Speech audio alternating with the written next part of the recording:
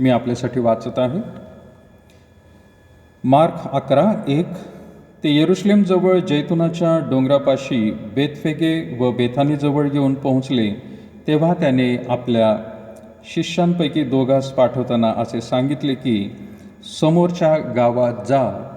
त्यात जात असता तुम्हाला एक शिंगरू बांधलेले आढळेल, त्यावर कोणी कधीच बसले नाही, ते सोडून आणा.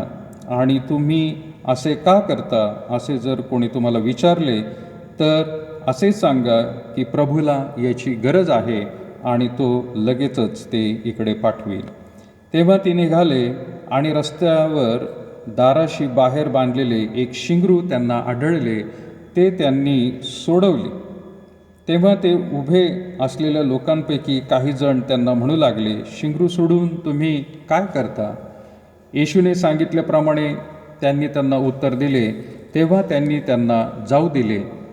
त्यानंतर त्यांनी ते शिंगरू येशूकडे आणले, त्यावर आपली वस्त्रे घातली व त्यावर तो बसला. तेव्हा पुष्कळ लोकांनी आपली वस्त्रे वाटेवर पसरली. इतर लोकांनी शेतमळ्यातून डहाळे तोडून आणून त्या वाटेवर पसरवली. आणि पुढे चालणारे व मागून येणारे लोक असा जयघोष करू लागले, होसान्ना, प्रभूच्या नावाने येत असलेला धन्यवाद असो. आमचा पूर्वज दावीद याचे येणारे राज्य धन्यवादित असो. ऊर्ध्वलोकी होसान्ना. परमेश्वर वाचलेली वचने आशीर्वादित करू. यावेळेला प्रियानो आपण प्रार्थना करूया. जे अर्पण प्रियानो तुम्ही दिलेलं आहे किंवा देणार आहात त्यासाठी आणि आजच्या वचनासाठी देखील प्रियानो आपण प्रार्थना करूया. प्रभू, आम्ही पुन्हा एकदा तुझे आभार मानतो या सुंदरशा वेळेसाठी.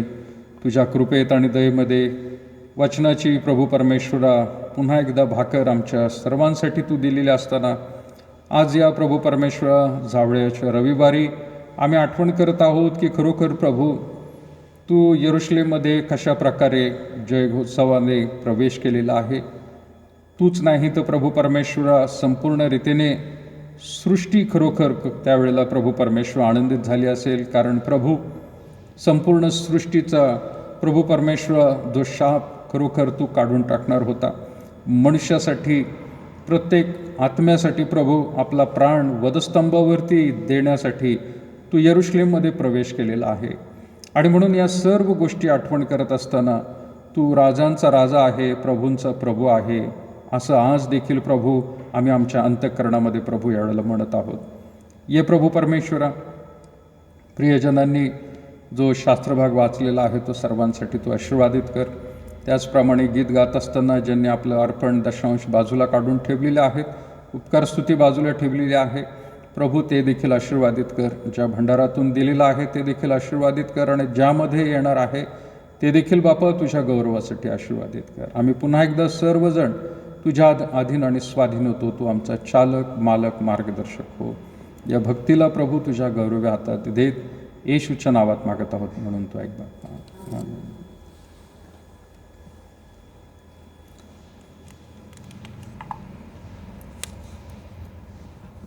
यावेळेला प्रियानो आपण शास्त्रभागात जाणार आहोत. आजचा झावळ्याचा रविवार म्हणून प्रियानो आपण साजरा करत असतो. मागील वर्षी देखील प्रियानो आपल्याला ऑनलाईनच झावळ्याचा रविवार करावा लागला. यावेळेला देखील प्रियानो आपण हा ऑनलाईनच करत आहोत आणि कदाचित ऑनलाईन झावळ्या तुम्हाला दाखवता आल्या असत्या आम्हाला, परंतु आज त्या झावळ्यांची मला वाटतं खरंच गरज नाही आहे, कारण आपलं अंतःकरण, आपलं जीवन हेच प्रियानो त्या झावळीप्रमाणे आपल्याला उंच करायचं आहे. तर आजच्या ह्या उपासनेमध्ये प्रियानो आपण पुन्हा एकदा त्या शास्त्रभागावरती मनन करत आहोत. आणि जरी तो दरवर्षी आपल्याला सण म्हणून प्रियानो साजरा करत असतो, आपण शास्त्रभाग तोच असतो, परंतु माझा विश्वास आहे वेगवेगळ्या रीतीने देव त्यामधून आपल्याशी बोलत असतो. प्रत्येक वर्षी जरी शास्त्रभाग एक असला तरी प्रियानो त्यातला संदेश तो वेगवेगळा परमेश्वर आपल्याला देत असतो. आज माझ्या उपदेशाचं शीर्षक मी घेतलेलं आहे की आपल्या राजाचं स्वागत करूया. आपण आपल्या राजाचं स्वागत करूया. Welcome the king, welcome the king. राजाचं स्वागत आपण करूया. आणि ज्यावेळेला प्रियांनो आपण म्हणतो की त्याचं स्वागत करायचं आहे, तर मोठा उत्सव खरं तर व्हायला पाहिजे. परंतु तो उत्सव जरी आज प्रियांनो मंदिरामध्ये नाही, काही वेळेला काही चर्चेसमध्ये झावळे लावले जातात, मोठं डेकोरेशन केलं जातं आणि मग जसं काही लग्नच असतं एखादं, तशा प्रकारचं डेकोरेशन प्रियांनो ते करतात. सर्वत्र झावळे देखील लावलेले असतात, कारण कुणाचं तरी स्वागत आपण त्या ठिकाणी करत असतो. आज प्रियांनो ते स्वागत राजाचं तर करायचंच आहे, पण तशा डेकोरेशनची गरज नाही.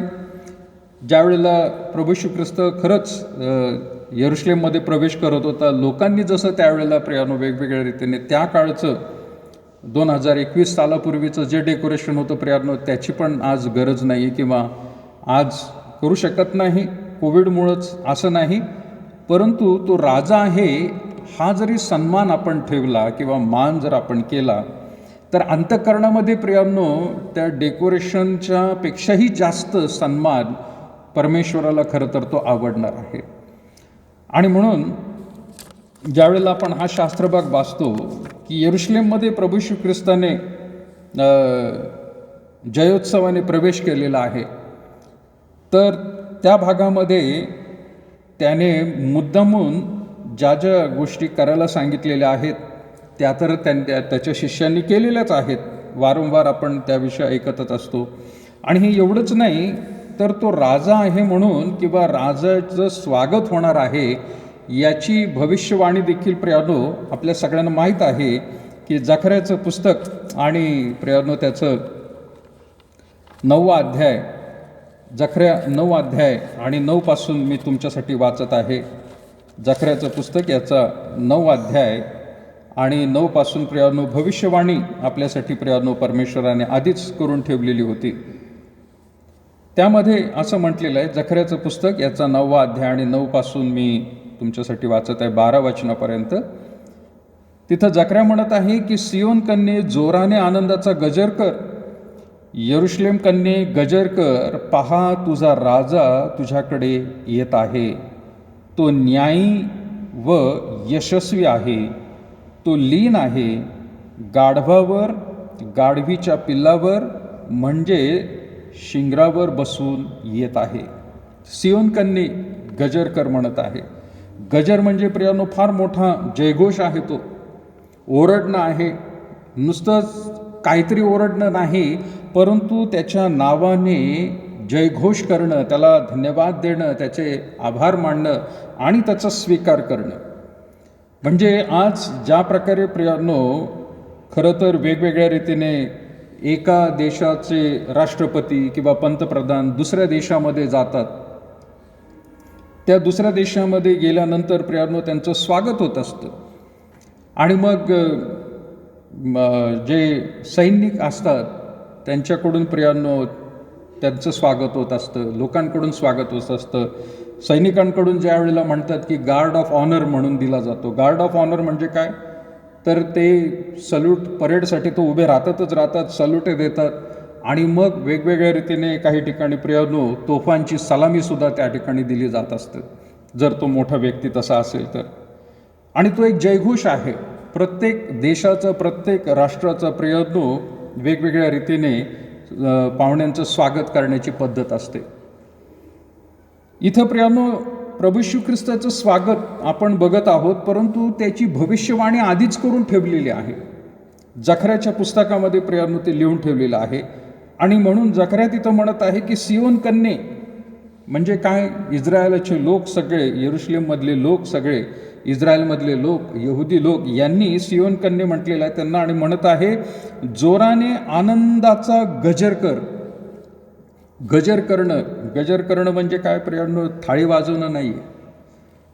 आपल्याकडं गजर झाला होता मागच्या वर्षी, थाळी वाजवून झाला होता, लोकांनी वेगवेगळ्या रीतीने केला, तसला गजर म्हटलेलं नाही, परंतु तो आवाजाने प्रियांनो आपल्या मुखातून निघणाऱ्या शब्दांनी गजर करायला सांगितलेला आहे. आणि तो आवाज ज्या वेळेला होईल किंवा नाद होईल त्यावेळेला तो वाद्यापासूनच नाही तर विशेष करून आपल्या हृदयातून शब्द, मुखातून शब्द निघायला पाहिजे. त्या प्रकारचा तो नाद आहे.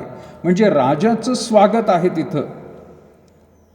आणि जकर्या म्हणत आहे, पहा तुझा राजा तुझ्याकडे येत आहे.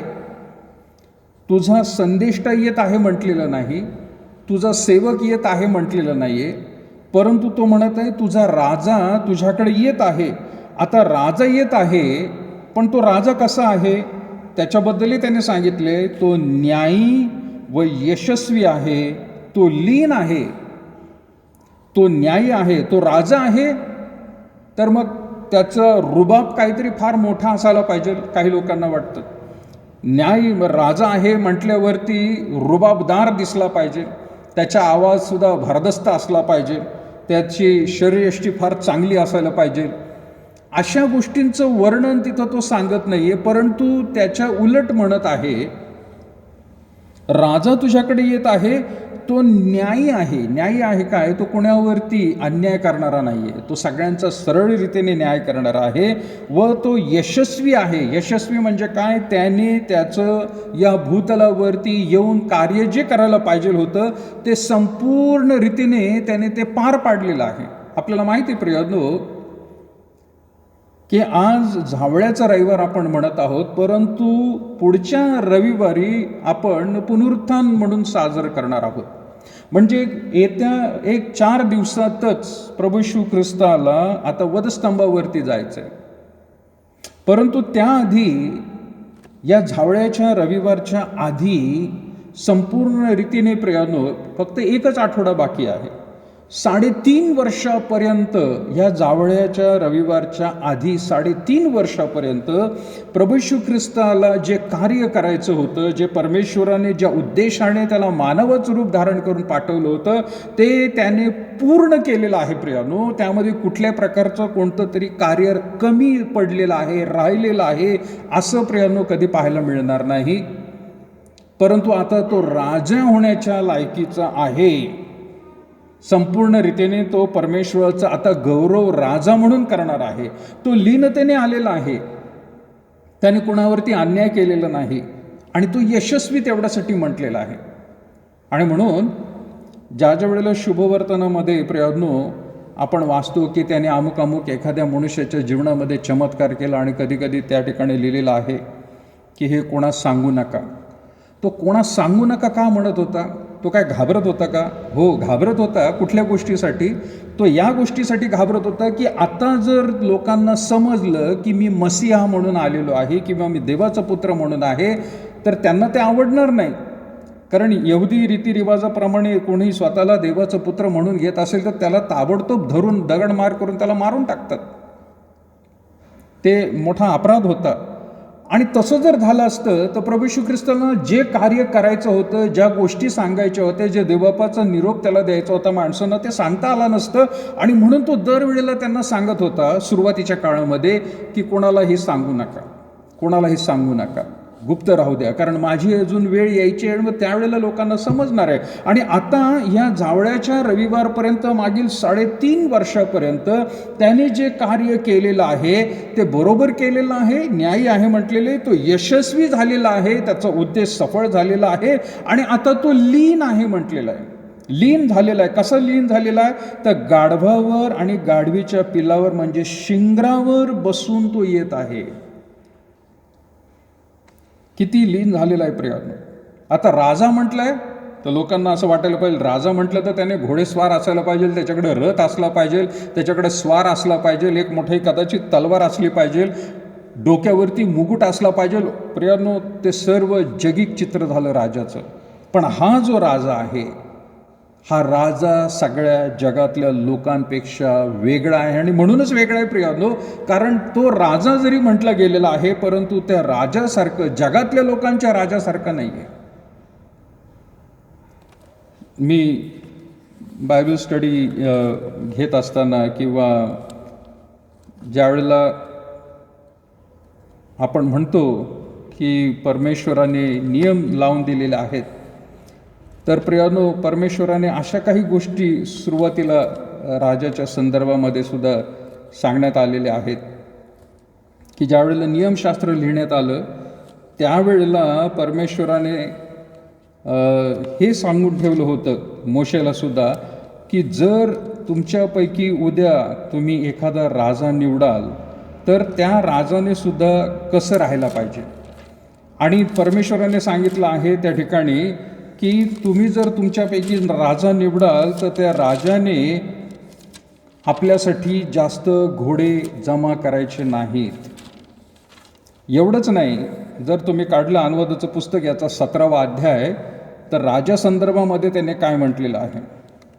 राजाच्या संदर्भामध्ये जर भविष्यामध्ये राजा तुम्हाला निवडायचा आहे, अनुवाद 17वा अध्याय आणि 15 वचनापासून तिथं म्हटलेलं आहे, तर तुझा देव परमेश्वर ज्याला निवडेल त्यालाच तू आपणावर राजा नेमावे, त्याला आपल्या भाऊबंधातून आपल्या राजा नेमावे. तुझ्या भाऊबंधापैकी नाही असा कोणत्याही परदेशीयाला आपल्यावर नेमू नये. आता 4 गोष्टी काय सांगितल्या. मात्र त्याने फार घोडे बाळगू नये. घोडदळ वाढवण्यासाठी लोकांना मिस्र देशाकडे पुन्हा धाव घेण्यास लावू नये. घोडदळ म्हणजे काय. परत एकदा तू राजा आहे, राजा नेमला म्हणून आता त्याला मोठे घोडे पाहिजेत, आणि घोडे पाहिजे म्हणून तुम्ही कुठं जाताल, परत मिस्र देशाकडे जाताल. तिकडे जाऊ नका तो म्हणत आहे, कारण त्या मार्गाने आता तुम्हाला परत जायचं नाही आहे. म्हणजे घोडे बाळगू नका म्हटलेलं आहे. दुसरी गोष्ट म्हणत आहे तो 17 वचनामध्ये, राजाने पुष्कळ बायका करू नये, नाहीतर त्याचे मन बहकून जायचे. त्यांनी बायकासुद्धा करू नये. पुष्कळ बायका म्हणजे खरं तर जास्त बायका करणारा शल्मोनच आपल्याला माहीत आहे. दाविदाच्या पण नंतर बायका झाल्या, पण त्या सगळ्यांनी काय केलं प्रियनो, त्यांचं मन देवापासून खरं तर बहकवण्याचा प्रयत्न केला. तिसरी गोष्ट म्हटलं की स्वतःसाठी सोन्या रूपाचा फार मोठा साठा करू नये. स्वतःसाठी सोन्या रूपाचा म्हणजे घोडे बाळगू नये, पुष्कळ बायका करू नये, सोन्या रूपाचा साठा करू नये. आणि चौथी आणि महत्त्वाची गोष्ट आहे की 18 वचनात लिहिले, तो आपल्या राजसनावर आरूढ होईल तेव्हा लेवी याजकापाशी असलेल्या नियमशास्त्राची एक नकल त्याने एका वहीत स्वतःसाठी उतरून घ्यावी. ती त्याच्यापाशी असावी आणि त्याने तिचे जन्मभर अध्ययन करावे, म्हणजे त्या नियमशास्त्रातल्या सगळ्या आज्ञा व विधी पाळून त्याप्रमाणे आचरून तो आपला देव परमेश्वर याचे भय बाळगायला शिकेल. 4 गोष्टी सांगितल्या होत्या देवाने राजासाठी, आणि त्या 4 गोष्टींपैकी घोडे, पुष्कळ बायका, सोने रुपे हे त्यांनी खरं तर बाळगू नये, परंतु एक नकल, नियमशास्त्राची नकल आपल्याकडे करून घ्यावी. आता परमेश्वर प्रभू येशू ख्रिस्ताला आपण राजा म्हणत आहोत प्रियानो, तर तुम्ही थोडंसं याच्याबद्दल तुलना करा की जे नियमशास्त्रामध्ये सांगितले त्याने कुठल्या प्रकारचे घोडे, एक सुद्धा घोडा नाही, उलट त्याने काय केलेलं आहे त्याच्या विरोधामध्ये. अगदी प्रियानो आपण जर पाहिलं तर शिंगरावर, गाढवीच्या पिल्लावरती प्रियानो तो बसून आला. त्याने बायका म्हणजे लग्न तर केलंच नाही. काही लोक प्रियानो आजही म्हणत असतात की येशू ख्रिस्ताचं लग्न झालेलं आहे. पुरावे नाही आहेत प्रियानो, पुरावे नाही आहेत. आणि जे काही लोक पुरावे दाखवतात ते दुसऱ्या कुठल्या येशू नावाचा माणूस होतं किंवा अशी येशू नावाची दुसरी माणसं होती, त्यांच्या गोष्टी प्रियानो ते समोर आणत आहेत. परंतु शास्त्रामध्ये जे शिष्य आहेत त्यांच्या लिखाणामध्ये सुद्धा कुठंही आलेलं नाही.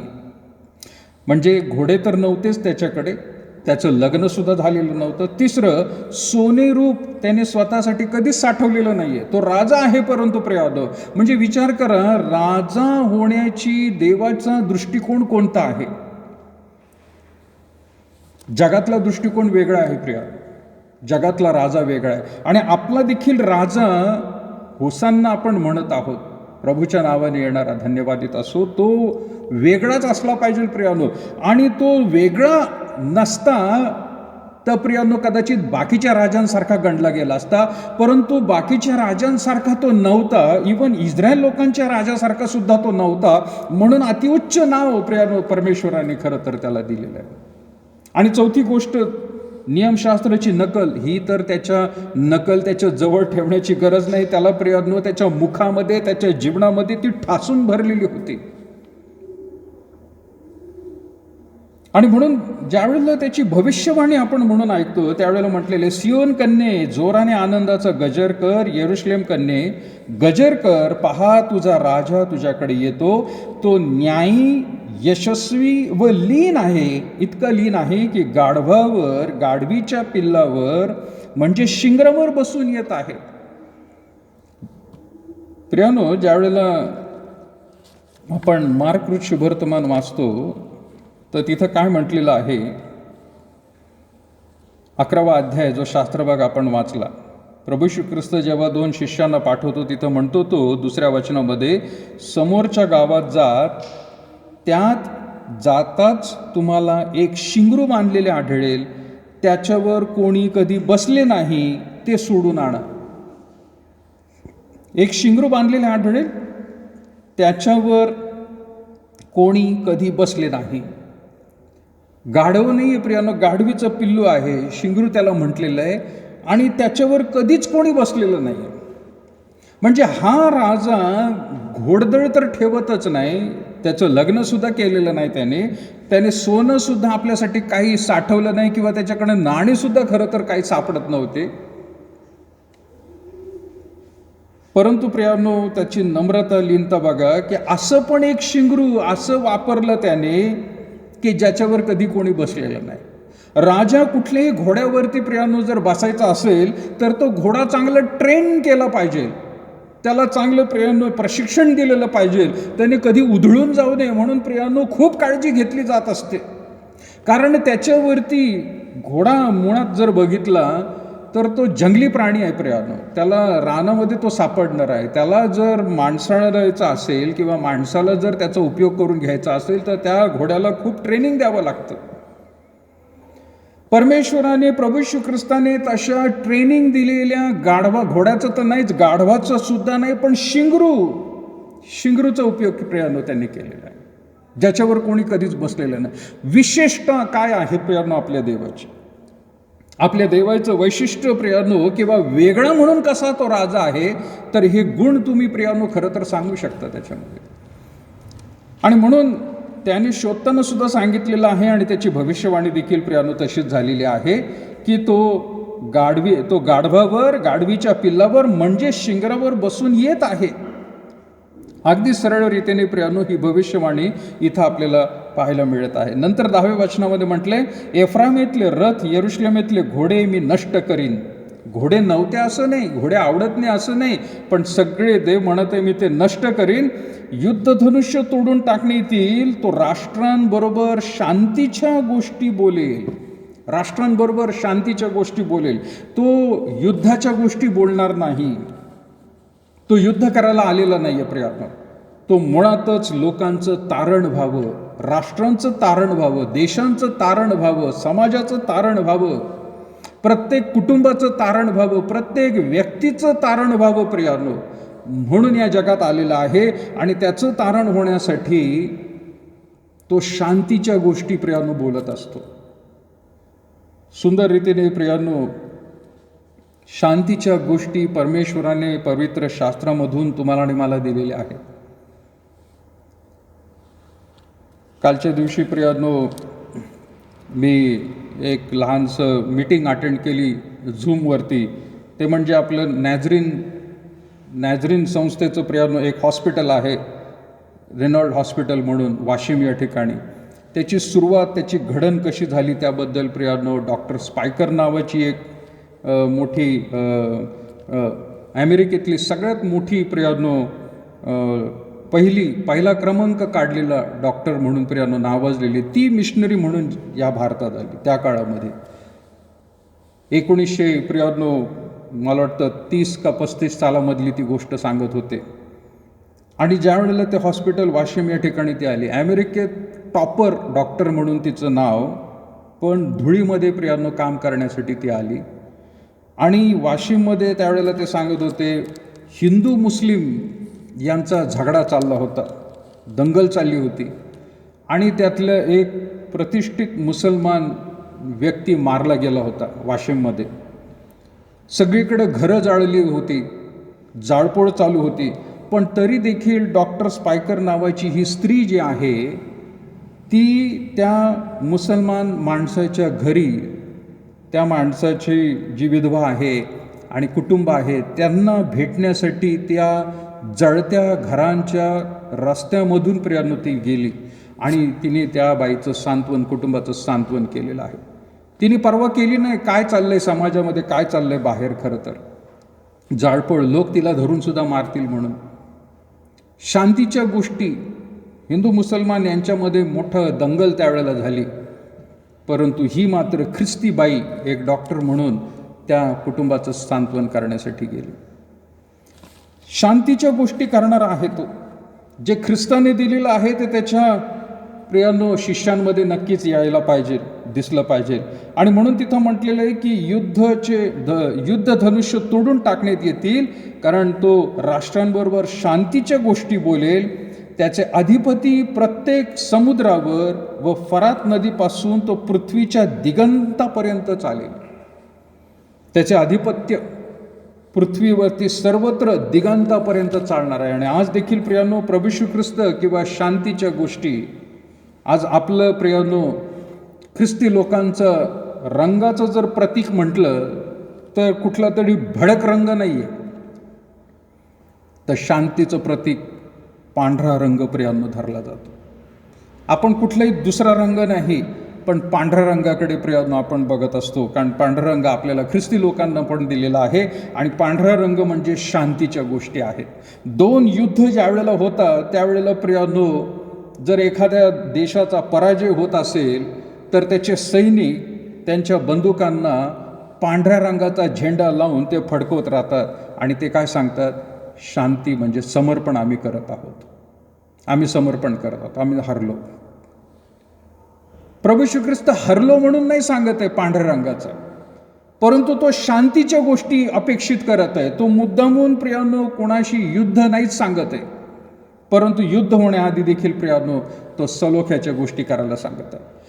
प्रभू येशू ख्रिस्त 2021 वर्षापूर्वी जो जगामध्ये प्रियांनो आला तर तो शांतीच्या गोष्टी करण्यासाठी आलेला आहे. परंतु लक्षात घ्या प्रियांनो, पुढे मात्र त्याचं दुसरं आगमन होणार आहे, तर तो राजा म्हणून आता येणार आहे. तो आता राजा म्हणून आला नाही, तो सेवक म्हणून आला. प्रियांनो, लोकांना देवाच्या गोष्टी सांगण्याचा प्रयत्न करत होता, परंतु लोकांनी झिडकारून टाकलं, त्याला वधस्तंभावर मारलं, मेला, तिसऱ्या दिवशी परत एकदा उठला, स्वर्गामध्ये घेतला गेला आणि त्याच्या विश्वासणाऱ्यांना सांगितलं मी परत एकदा येणार आहे. आता तो ज्या वेळेला येणार आहे प्रिया, तो राजा म्हणून येणार आहे, तो न्यायनिवाडा करण्यासाठी येणार.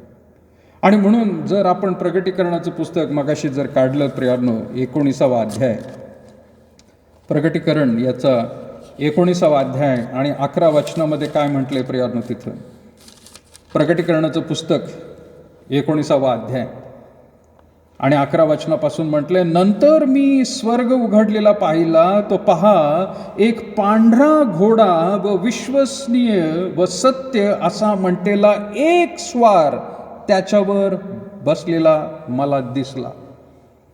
पांढरा घोडा, घोडा सुद्धा कुठला, त्याचा दुसऱ्या कुठल्या रंगाचा नाही प्रिया, पण तो सुद्धा घोडा पांढरा. पण तो म्हणत आहे की मी त्या ठिकाणी स्वर्ग उघडलेला पाहिला. म्हणजे ही भविष्यवाणी प्रियानो, जसं प्रभू येशू ख्रिस्ताच्या जीवनामध्ये ही गोष्ट घडली की त्याने शिंगरावर बसून आला, ती भविष्यवाणी जखऱ्याने लिहिली होती. त्या जखऱ्याच्या भविष्यवाणीप्रमाणे ती पूर्ण झाली. आता पुढे काय होणार आहे प्रियानो येत्या दिवसांमध्ये, त्याची भविष्यवाणी योहान त्याच्या प्रकटीकरणाच्या पुस्तकात सांगत आहे की नंतर मी स्वर्ग उघडलेला पाहिला. पुढे जाऊन स्वर्ग उघडणार आहे आणि काय होणार आहे, तो म्हणत आहे एक पांढरा घोडा व विश्वसनीय सत्य असा म्हटलेला एक स्वार, फक्त एकच, दुसरं कोणी नाही प्रियानो. येशू ख्रिस्ताशिवाय जगामध्ये दुसरा कोणी न्यायनिवाडा करण्यासाठी येणार नाही आणि तोच राजांचा राजा आहे प्रिया, तोच प्रभूंचा प्रभू आहे, दुसरं कोणी नाही. आणि म्हणून जर कोणाला जर भय वाटायला पाहिजे, जर त्यांना प्रियांनो न्यायनिवाड्याच्या दिवसाबद्दल आठवण होत असेल तर त्या राजाची त्यांनी आठवण करावी, ते येशू ख्रिस्ताजवळ नम्र व्हावं प्रियांनो. त्याच्याबद्दल तो म्हणते, नंतर मी स्वर्ग उघडलेला पाहिला, तो पहा एक पांढरा घोडा व विश्वसनीय व सत्य असा म्हटलेला एक स्वार त्याच्यावर बसलेला मला दिसला. तो नीतीने न्यायनिवाडा करतो व लढतो. तो नीतीने न्यायनिवाडा करतो. नीतीने प्रत्येकाचा न्यायनिवाडा प्रियानो तो करणार आहे. आणि तो करण्याआधी खरं तर प्रियानो भूतलावर असताना देखील त्याने प्रयत्न केलेले आहेत लोकांना सत्य समजावं, पण त्याच्या स्वतःच्याच लोकांनी त्याला झिडकारलं. प्रिया, त्यांनी ओळखलं नाही की हा ख्रिस्त म्हणून जगामध्ये जो देव पाठवणार होता तोच हा आहे, आणि त्यांची डोळे प्रियानो बंद झाले होते खरं तर.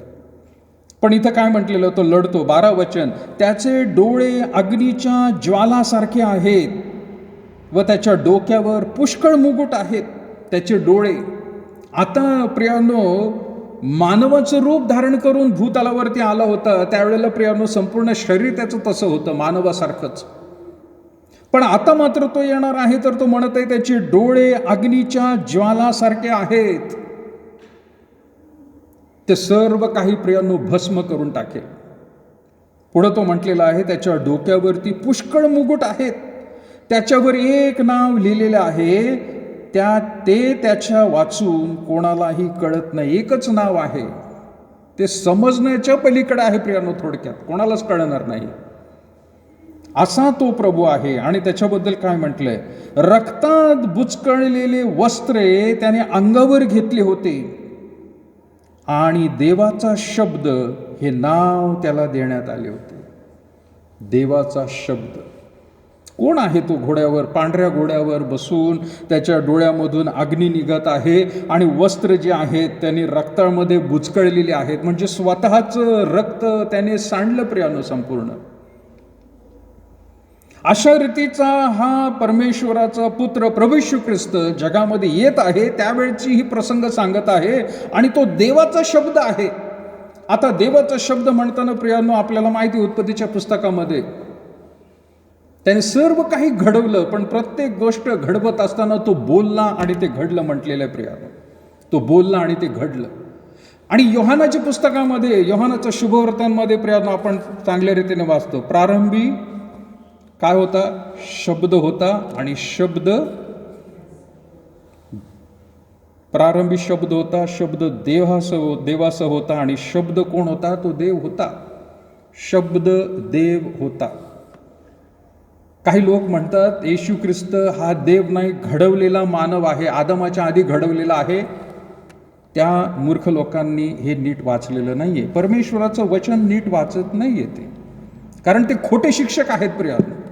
आणि तसल्या लोकांच्या नादी लागू नका. त्या लोकांना तर नवीन करारामध्ये कुत्रे शब्द वापरलेले आहेत. जर तुम्हाला कोणी फसवत असेल तर त्या कुत्र्याच्या नादी लागू नका म्हटलेलं आहे. कारण येशू ख्रिस्ताला जर ते देव म्हणून ओळखत नाहीये तर त्याला राजा म्हणून कधी स्वीकारणार. इथं म्हटलेलं आहे प्रारंभी शब्द होता, शब्द देवासह होता आणि शब्द देव होता.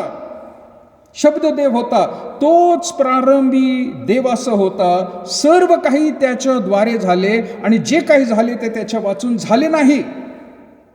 त्याच्या वाचून झाले नाही. हाच तो शब्द प्रियानो आता परत एकदा येणार आहे प्रियानो. आता परत एकदा येणार आहे. रक्तात बुचकळलेले वस्त्र त्याने अंगावर घेतले आणि देवाचा शब्द हे नाव त्याला देण्यात आले होते. स्वर्गातील सैन्य पांढऱ्या घोड्यावर बसून पांढरी व शुद्ध अशी तागाची तलम वस्त्रे अंगावर घालून त्याच्या मागे चालत होती. त्याचं सैन्य बघा कसं आहे प्रियानो. पुढे काय म्हटलेलं 15 वचनात, त्याने राष्ट्रास मारावे म्हणून त्याच्या तोंडातून तीक्ष्ण धारीची तलवार निघते. तीक्ष्ण धारीची तलवार. त्याचे डोळे प्रियानो अग्नीसारखे आहेत आणि त्याच्या मुखातून तीक्ष्ण तलवार. म्हणजे जे काही आता तो बोलेल, पूर्वी बोलल्यामुळे, परमेश्वर बोलल्यामुळे त्या गोष्टी घडत गेल्या, पण आता मात्र प्रियानो त्याच्या विरोधामध्ये जे राहिलेले आहेत किंवा त्याला अनिष्ट गोष्टी आहेत त्याचा प्रियानो तो न्यायनिवाडा करणार आहे. तोंडातून तीक्ष्ण तलवार निघते, त्यावर लोखंडी दांड्याने अधिकार गाजवेल आणि सर्व समर्थ देव याच्या तीव्र क्रोधरूपी द्राक्षरसाचे कुंड तो तुडविल. 16 वचनात, त्याच्या वस्त्रावर व त्याच्या मांडीवर राजांचा राजा, प्रभूंचा प्रभू असे नाव लिहिलेले होते. त्याच्या वस्त्रावर लिहिलं होतं आणि ती वस्त्र प्रियांनो त्याच्या मांडीवरती देखील गेली होती. काय म्हटलेलं आहे? राजांचा राजा आणि प्रभूंचा प्रभू आहे. येशू ख्रिस्त हा प्रियांनो राजांचा राजा आणि प्रभूंचा प्रभू आहे आणि देवाचा देव आहे प्रियांनो. सर्व लोकांना प्रियांनो ही घोषणा आज प्रियांनो झावळ्याच्या दिवशी सांगणं गरजेचं आहे. त्या राजाचं स्वागत प्रियांनो करणं गरजेचं आहे. आज झावळ्या घेऊन प्रियांनो त्या लोकांनी, ह्या शास्त्रभागात वाचलं, त्या लोकांनी झावळ्या घेऊन त्याचं स्वागत केलं. आज झावळ्याची आवश्यकता नाही, लोकांना ओरडून सांगण्याची गरज आहे प्रियांनो की आपला जिवंत देव परमेश्वर, प्रभूंचा प्रभू, राजांचा राजा येशू ख्रिस्त भूतलावरती येत आहे, लवकरच येत आहे. त्याचं स्वागत आपल्याला करायचं. प्रकटीकरणाच्या पुस्तकात पुढे काय होणार आहे ते लिहिले प्रियांनो, परंतु दानिएलाच्या पुस्तकामध्ये सुद्धा तुम्हाला आणखीन त्याची भविष्यवाणी पाहायला मिळेल. दानिएलाचं पुस्तक याचा 7वा अध्याय आणि प्रियांनो त्याचं 13 आणि 14 वचन काय म्हटलेलं आहे? दानिएलाचं पुस्तक याचा 7वा अध्याय 13 आणि 14 वचन तिथं काय म्हणत आहे? तेव्हा मी रात्रीच्या दृष्टात पाहिले, तो आकाशातील मेघावर आरूढ होऊन मानव पुत्रासारखा कोणी आला. म्हणजे इथून पुढे काय होणार? येशू ख्रिस्ताच्या नंतर योहानाने प्रियांनो प्रकटीकरणाचं पुस्तक लिहिलं, परंतु येशू ख्रिस्ताच्या आधी दानिएल सुद्धा प्रियांनो सांगत आहे की रात्रीच्या दृष्टांतात मी पाहिले, तो आकाशातील मेघावर आरूढ होऊन मानव पुत्रासारखे कोणी आला. म्हणजे त्याने सुद्धा येशू ख्रिस्त मानवाचं रूप धारण करण्याआधी दानिएल प्रियांनो त्याच्याविषयी लिहित आहे की मानवपुत्र आकाशातून मेघारूढ, म्हणजे ढगांवर, म्हणजे ढग त्याची स्वारी आहे, अशा रीतीने तो खाली येत आहे. पुढे काय म्हटलंय? तो त्या पुराण पुरुषाकडे आला व त्यास त्यांनी त्याच्याजवळ नेले. पुराण पुरुषाकडे म्हणताना इंग्लिशमध्ये त्याला डेज म्हटलेलं आहे, ओल्ड डेज, जुन्या काळातले दिवसांकडे तो आला आणि तिथून पुढे त्याच्याजवळ त्याला घेऊन आले. पुढे काय म्हटले? 14 वचन, सर्व लोक, सर्व राष्ट्रे, सर्व भाषा बोलणारे लोक त्यांनी त्याची सेवा करावी म्हणून त्यास प्रभुत्व, वैभव, राज्य ही दिली. त्याचे प्रभुत्व अक्षय व अढळ आहे, त्याचे राज्य अविनाशी आहे. सर्व लोक, फक्त ख्रिस्ती लोक नाही, फक्त यहुदी लोक नाही, फक्त मुसलमान नाही, सर्व लोक प्रियांनो तिथं म्हटले, पृथ्वीवरचे सर्व लोक आणि सर्व राष्ट्र म्हटलेले, सर्व राष्ट्रे व सर्व भाषा बोलणारे लोक. भाषांचा उत्पन्न करताना देवच आहे प्रियांनो. मी मागे जसं म्हटलं प्रियांनो, कुठल्याही शास्त्र भागात किंवा कुठल्याही धर्मामध्ये कोणी चॅलेंज घेऊन सांगावं की भाषेची उत्पत्ती कशी झाली म्हणून पवित्र शास्त्र प्रियांनो एक सांगतं. कारण पवित्र शास्त्राचा जो देव आहे त्याच देवाने प्रियांनो या सर्व भाषा निर्माण केलेल्या आहेत आणि त्या म्हणून सर्व राष्ट्र व सर्व भाषा बोलणारे लोक यांनी काय केली? त्याची सेवा करावी. त्यांनी त्याची सेवा करावी म्हणून प्रभुत्व, अधिकार त्याला दिलेला आहे, वैभव त्याला दिलेलं आहे आणि राज्यही त्याला दिलेली आहेत प्रियांनो. सर्वांनी म्हणजे त्याच्या समोर नतमस्तक झालेले आहेत, सर्व राष्ट्र, सर्व भाषा, सर्व लोक. प्रत्येक गुडघा येशूच्या नावाने टेकला जाईल, वचन आहे प्रियांनो. पण दानिएलाचं जी प्रियांनो गोष्ट आहे, तो म्हणत आहे की त्याने दृष्टांतात काय पाहिले तर आकाशातील मेघावर आरूढ होऊन मानवपुत्र आला, ढगामधून तो आला. आता ढगामधून येण्याआधी तो ढगामध्ये तसाच गेलेला आहे प्रियांनो.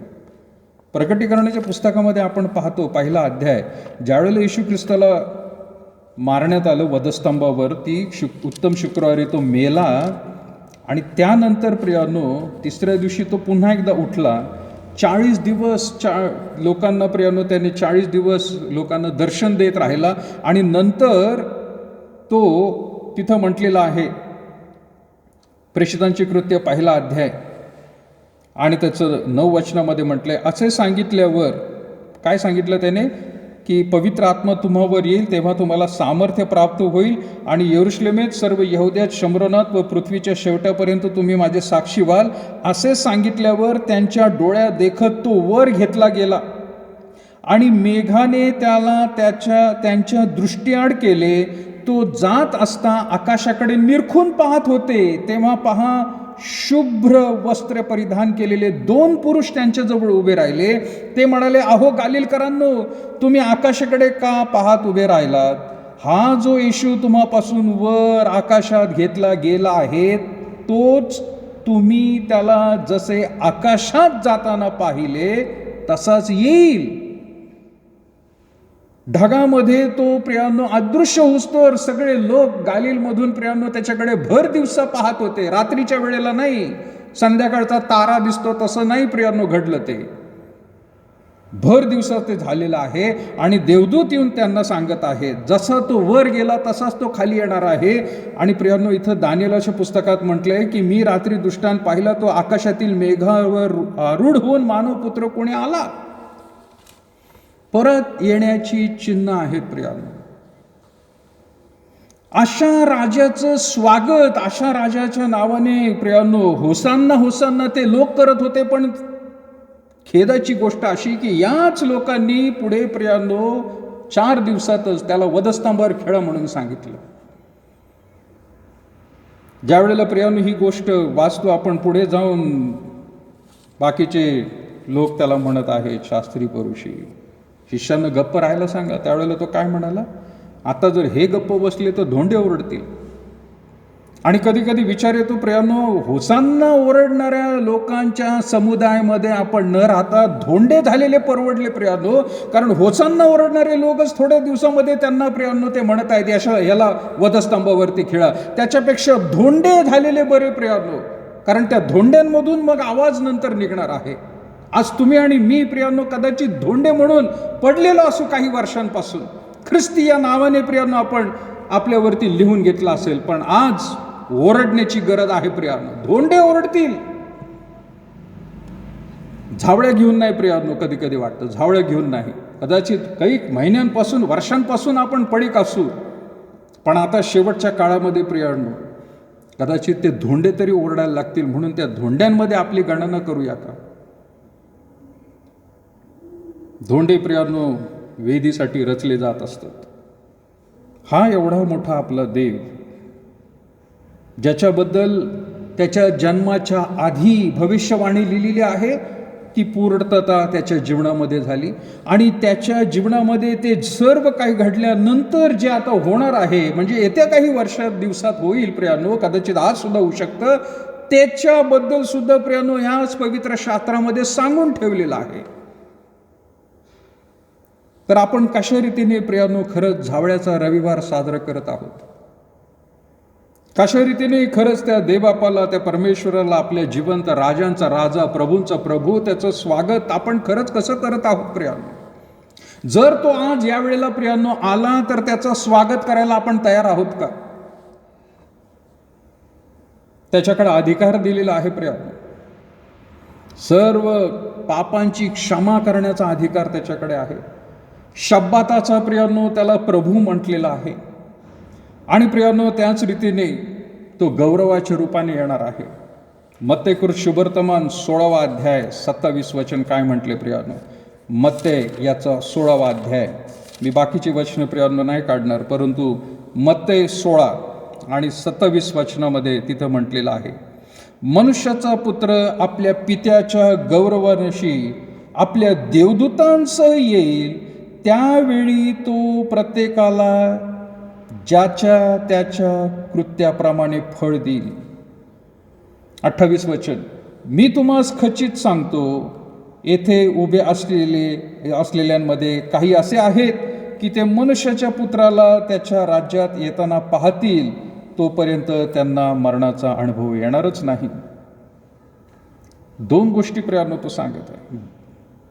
हे त्याच्या पुनरुत्थानाबद्दल म्हटलेलं आहे प्रियांनो. कारण देवदूतांनी येऊन प्रियांनो त्यावरती जो धोंड ठेवली होती ती त्याने सरकवली. त्याच्याबद्दल तो म्हणत आहे. परंतु प्रियांनो तो 27 वचनामध्ये म्हणत आहे की पित्याच्या गौरवनिशी आपल्या देवदूतांचं येईल, त्यावेळेला तो प्रत्येकाला ज्याच्या त्याच्या कृत्यांप्रमाणे फळ देईल. म्हणजे न्यायाच्या दिवशी तो येणार आहे. त्याने स्वतः त्याच्या शब्दांनी सांगितलेलं आहे.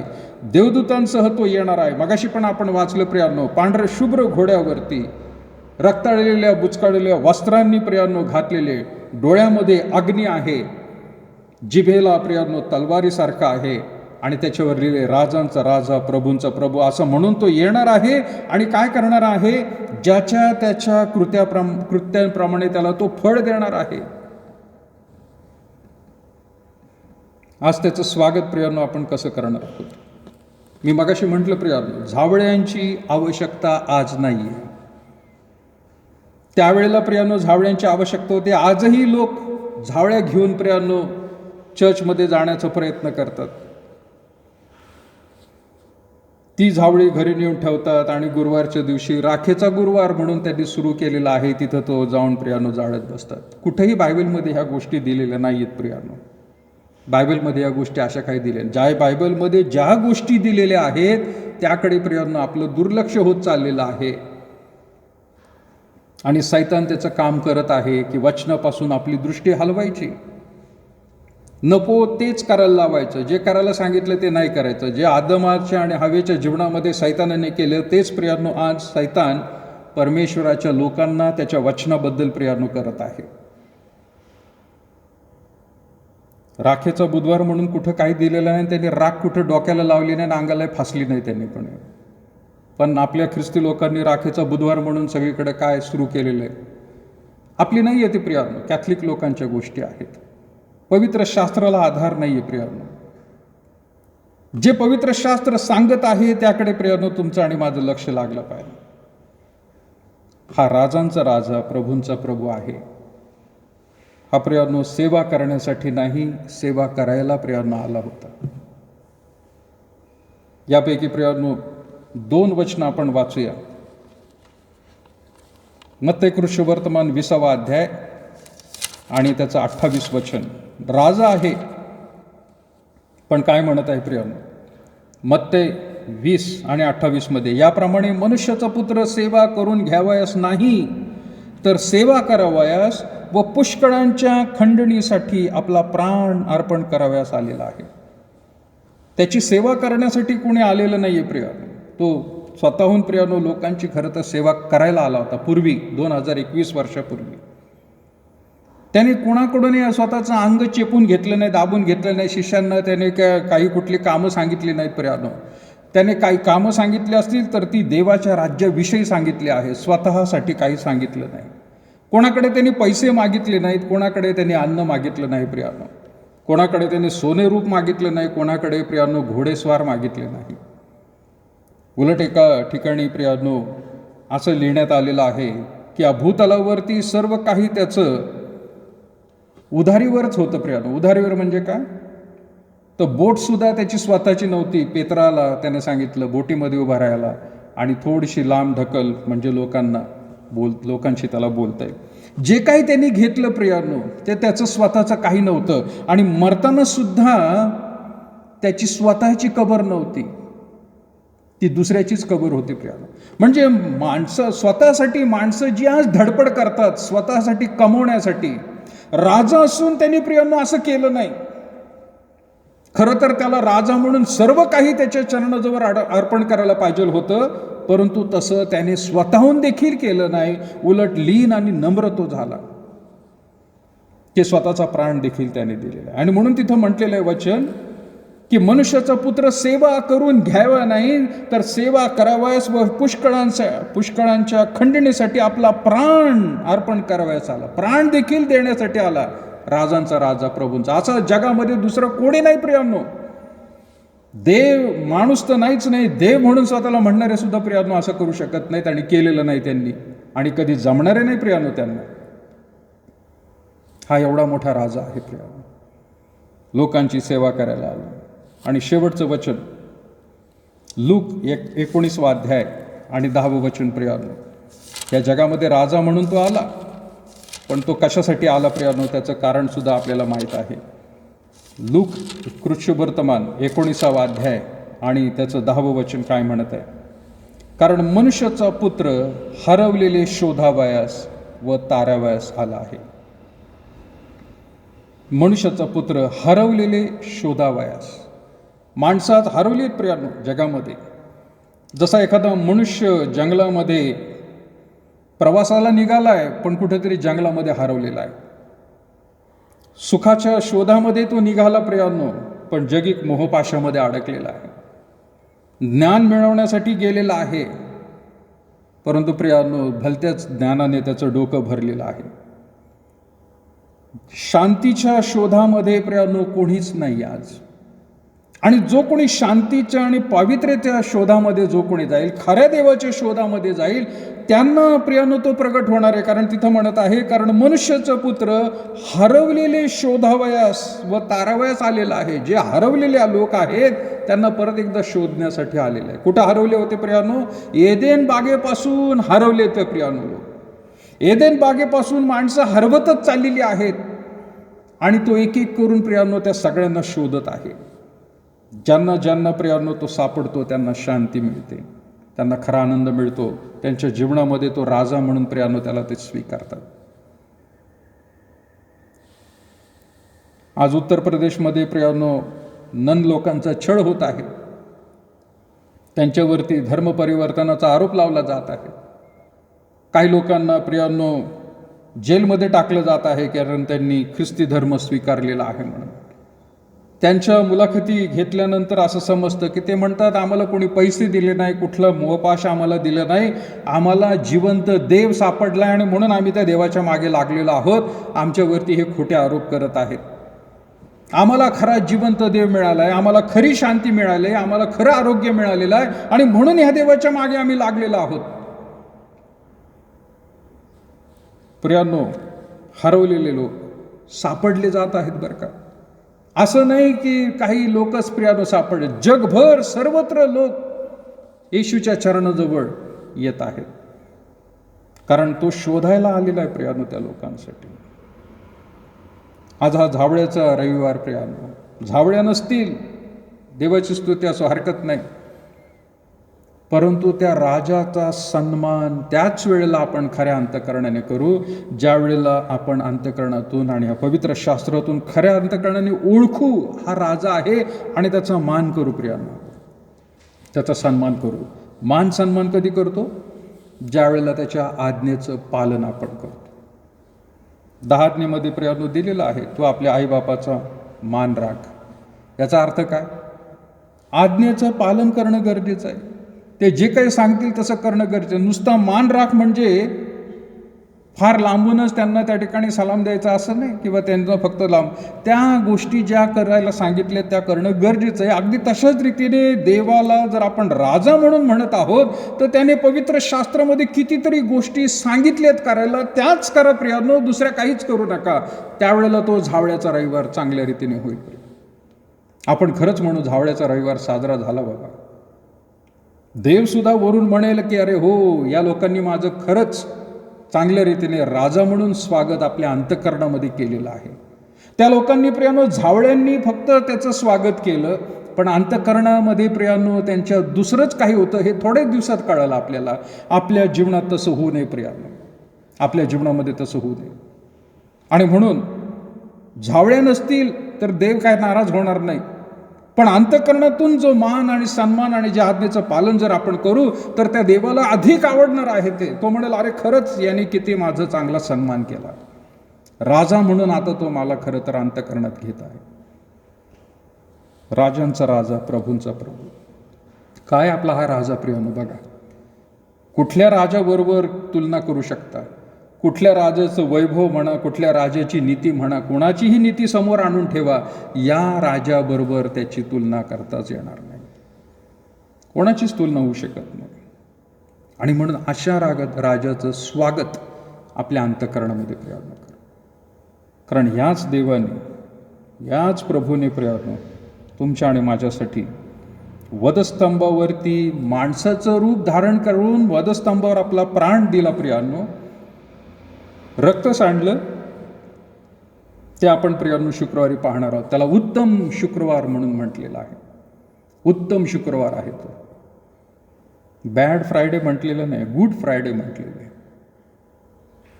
कारण ते सगळं आपल्यासाठी चांगलं होतं, त्याच्यासाठी वाईट होतं पण आपल्यासाठी चांगलं केलं. माझा विश्वास आहे त्या देवाला या झावळ्याच्या दिवशी प्रियांनो, या झावळ्या नसताना अंतःकरणातून प्रभूला राजा म्हणून स्वीकारूया. परमेश्वर तुम्हाला या वचनातून आशीर्वाद दो. प्रार्थना करूया. प्रभू, आम्ही पुन्हा एकदा विशेष तुझा आभार मानत आहोत. तुझ्या वचनाद्वारे पुन्हा एकदा आमच्याशी तू बोललास. राजांच्या राजा, प्रभूंचा प्रभू ही घोषणा आमच्या अंतःकरणात सदैव आम्ही देत राहावी. आज होसाना होसाना म्हणून प्रभू नाही, तर तू आमचा राजा आहेस, तू आमचा प्रभू आहेस आणि तुझा सन्मान आम्ही करतो प्रभू. आमच्या ओठांनीच नाही, परंतु प्रभू विशेष करून अंतःकरणातून आत्म्याने आम्ही खरोखर तुझा मान करतो प्रभू. यावेळेला ज्या ज्या प्रियजनांनी तुझं हे वचन ऐकलेलं आहे त्यांच्यावरती तुझी विशेष कृपा आणि दया असू दे. आणि जरी आम्ही एकत्र येऊ शकलो नाही, झावळ्या घेऊन येऊ शकलो नाही, मंदिरामध्ये एकत्र बसू शकलो नाही, परंतु या माध्यमाद्वारे प्रभू आमच्याशी तू बोललेला आहे. ये प्रभू, आज त्या प्रत्येकाचा ताबा आम्ही तुझ्या पवित्र हातात देत आहोत, ज्यांनी निश्चितच पुन्हा एकदा नव्याने स्वतःचं समर्पण आज या वचनाच्या प्रकाशामध्ये प्रभू तुझ्या हातामध्ये केलेलं आहे. तू सर्वस्वी प्रभू आमचा देव आहेस.